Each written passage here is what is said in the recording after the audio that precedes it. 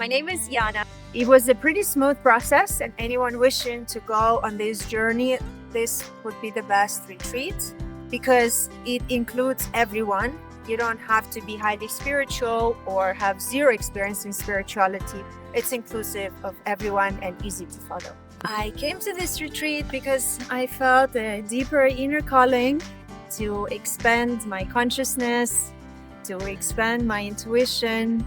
I also felt that it is perfectly aligned with my path as being a holistic practitioner.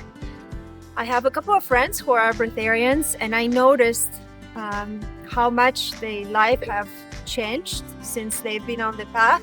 They were able to go deeper within themselves and help others.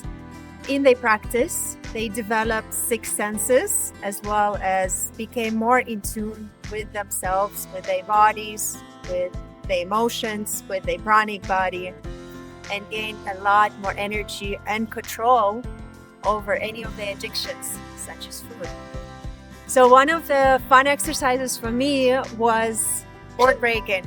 It was super cool. I have never done anything like this. I felt like it unleashed this warrior within me, and I felt fire just igniting. I really enjoyed Ray as a guide because he held the space. He has a strong masculine presence, which is much needed because people as a group, we're dealing with a lot of emotions.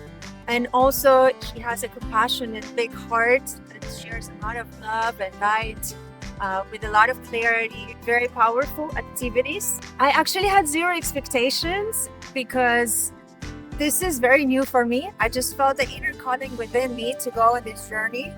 And within 2 hours, I booked, I went online, Googled, found Ray, called him, he picked up right away. So I knew 100% I had to do this. So I was booked immediately.